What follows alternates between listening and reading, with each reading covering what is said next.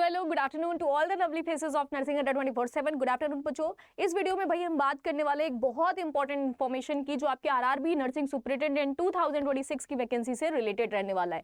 तो भाई railway recruitment board ने आपके एग्जाम को डिक्लेयर करने के साथ साथ एक ऑफिशियल नोटिस और बताई है कि भाई आपका आधार जो है वो ऑथेंटिफाइड होना चाहिए, प्लस आपका क्या होना चाहिए, आधार अनलॉक होना चाहिए। अगर आप आरआरबी नर्सिंग सुपरिटेंडेंट 2026 की वैकेंसी को टारगेट कर रहे हैं, फॉर्म फिल करना चाहते हैं, तो उसके पहले क्या होना चाहिए, आपका ये अनलॉक हो जाना चाहिए। क्योंकि इस प्रोसीजर के द्वारा, इस प्रोसेस के द्वारा मे भी शायद आपको जो छोटी सी सफरेंस है एग्जाम्स के टाइम पे, वो फील करने से, वो फेस करने से आप बच सको। तो भाई छोटी छोटी गलतियों का ध्यान रखना है और बिल्कुल आपको इन चीजों को पहले से ही अपने दिमाग से हटा देनी है, साइड कर लेनी है, ताकि हमारा पूरा का पूरा जो 100% माइंड स्कोप होता है वो सिर्फ और सिर्फ अपनी तैयारी पे जा पाए। इन छोटी छोटी चीजों में हम उलझे ना रहें, ठीक है। तो ये इस वीडियो में हम बात करने वाले बच्चे आपके आधार ऑथेंटिफिकेशन और आधार अनलॉक के प्रोसेसिंग के बारे में, कि अगर आपने जो है एग्जाम्स को क्या किया है, टारगेट किया है, तो उसके पहले आपका ये छोटा सा प्रोसीजर कंप्लीट हो जाना चाहिए।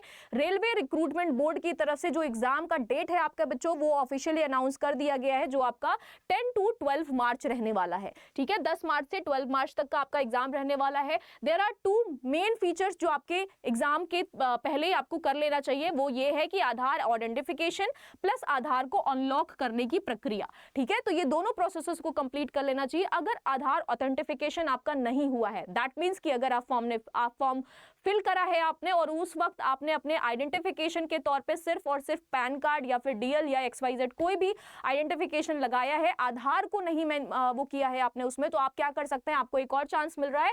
www.rrb.apply.government.in इस साइट पे जाके आप क्या कर सकते हो, अपना आधार जो है वो वेरीफाइड करा सकते हो, ऑथेंटिफिकेशन करा सकते हो, ठीक है। दूसरी चीज, आधार अनलॉक करना बहुत ज्यादा मस्ट है, बिकॉज इसकी वजह से क्या हो सकता है, मे बी शायद एग्जामिनेशन हॉल में जो भी आपके प्रोसीजर्स होते हैं, ठीक है, आपके जो आइडेंटिफिकेशन कलेक्शन होते हैं, जो आपकी चीजों को देखा जाता है, मैच किया जाता है, आधार आप क्या करते हो, अनलॉक होना चाहिए उसके पहले आपका। अदरवाइज आपके प्रोसेसिंग में डिले हो सकता है, आप एग्जाम से निष्कासित या वंचित भी रह सकते हैं, ठीक है। तो चलिए देख लेते हैं कि ये जो आपका भाई ये है अपडेट करने की प्रक्रिया, वो क्या रहेगी बच्चों। तो कुछ नहीं करना है आपको, myaadhar.com पे जाके क्लिक करना है एंड वहां से क्या कर सकते हैं आप, ये वर्चुअल इंटरफेस देख पा रहे हो unique identification authority of India की तरफ से, ठीक है। माय आधार क्या, यहाँ पे आप क्या करेंगे, इंटर वर्चुअल आईडी नंबर डालेंगे, enter full name, enter pin code, enter captcha fill करके आप यहाँ पे सेंड ओटीपी पे क्लिक करोगे। ओटीपी आने के साथ साथ आपका जो है आधार वो अपडेट हो जाएगा, ठीक है। एंड आपको क्या करना है बेटा, आपको क्या करना है, अनलॉक रखना है, ठीक है, अनलॉक रखना है, ठीक है जी। आप क्या करेंगे, अपना